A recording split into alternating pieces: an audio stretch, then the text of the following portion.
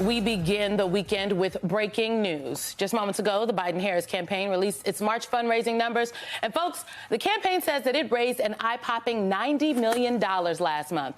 That brings their total cash on hand to, wait for it, $192 million. That is the highest total amassed by any Democratic candidate in history at this point in an election cycle. To compare, the Trump campaign said this week it raised $65 million in March, with $93 million in cash on hand.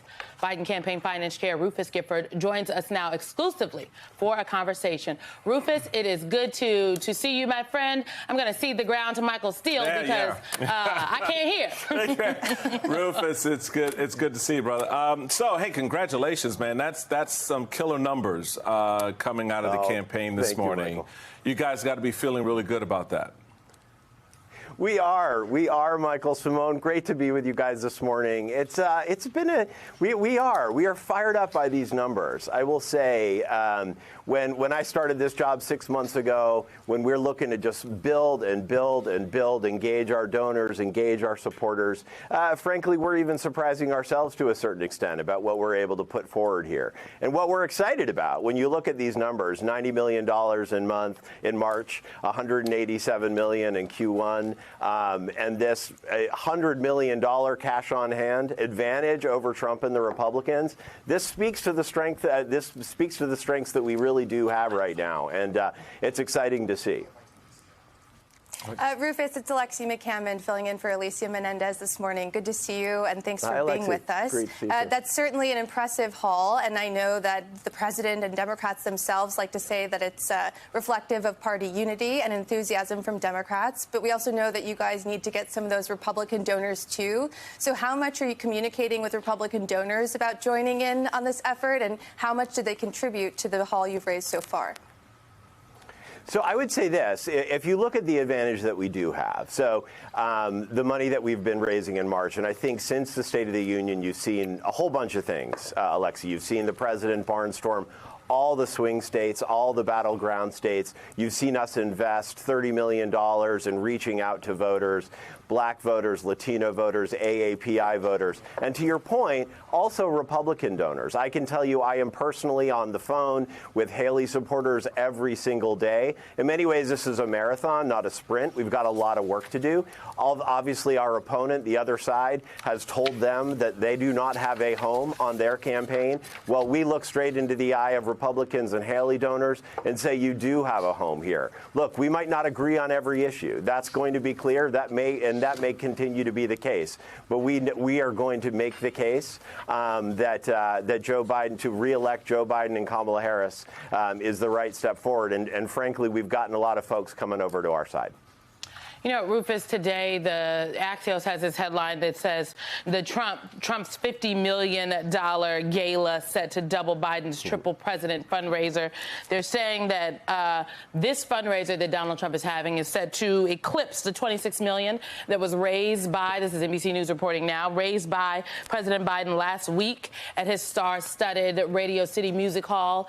What say you about the Trump campaign's claims about these numbers, and are you are you concerned or not concerned? I mean, the guy is literally in court all the time. He owes a lot of money to a lot of different places. I have to imagine this is a better place for you to be than the last time around this time during the campaign in 2020, where the cash was not as flowing. Well, yeah, a few things on that, Simone. First of all, on his fundraiser, look, Trump in his orbit has a loose relationship with the truth, to say the least. I look forward to seeing their FEC report when they're forced to file in 9 days or so to make sure that that those numbers are what they are. But this is the ultimate point here.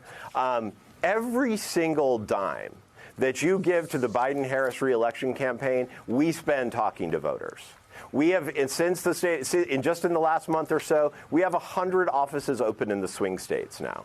We are, of course, engaging, whether it's ad buys, whether it's phone calls. We've made hundreds of thousands of calls to voters. What is he doing?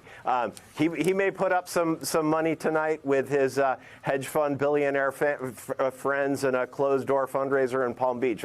We understand that. But we would never trade our campaign, our strategy here. Just comparing the last Thursday's event in New York, over 5,000 people, sold-out venue in the most iconic venue in the United States, people giving everything from $25 up to a lot more than that. That is the kind of grassroots enthusiasm that is fueling us. And again, we are not spending money on legal bills. We are not hawking gold sneakers or any of that stuff. The money that we are raising, we are going straight to talking to voters. This election is going to be close. Every single person knows that this election is going to be close.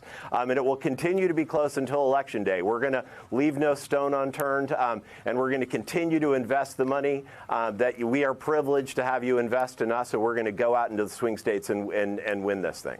So, Rufus, I'm picking up on that swing state point because as a former chairman at every level of politics, the one thing you translate money into are donors. I mean, so you take an event like Trump is having tonight, you know, he's got donors who are going to do a max of $814,000.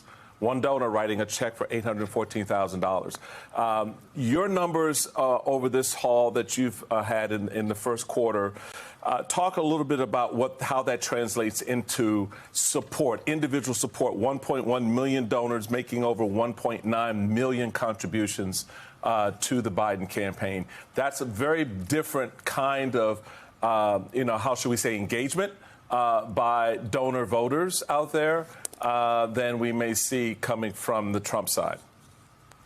That's right, sir. And no one knows this as well as you, Michael. The truth is, so we've doubled. I mean, think about this. We have doubled our email list just in Q1 alone.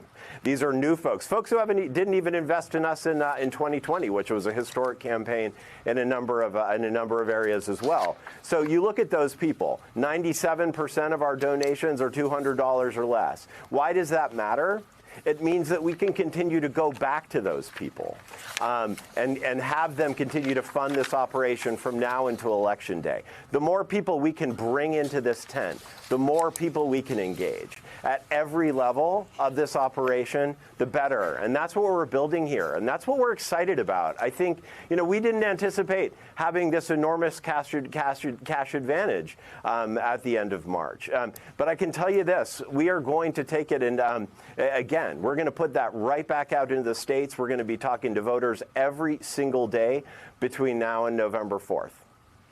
Rufus, before we let you go, I would note for the folks who are watching that you've had a lot of titles, a lot of jobs. You are the former Chief Protocol Officer of the United States, and I could imagine that in having conversations with donors, that experience is very helpful. What are the donor class saying about Israel and what is happening in the Gaza Strip, and even Ukraine and Russia? Well, listen, yes, as you say, Simone, I've had the enormous privilege to be able to travel the world with President Biden in my prior job. And I can tell you this, that there is no one who has a better grasp of global issues of world affairs than President Joe Biden. I can tell you, having been in those rooms behind closed doors, there's no one who has the same level of respect on the world stage than Joe Biden does.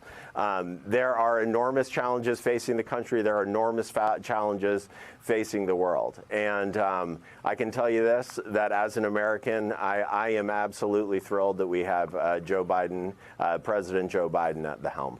Hey everyone, MSNBC has a new and improved app. You'll get real-time alerts and analysis, live blogs, in-depth essays, video highlights, and the best 2024 election coverage. Download the new MSNBC app. Here's how to do it. You tap on the App Store on your phone. You hit search on the bottom right corner. You type in MSNBC. You click on the MSNBC app. You click on Get or the cloud icon and enjoy it.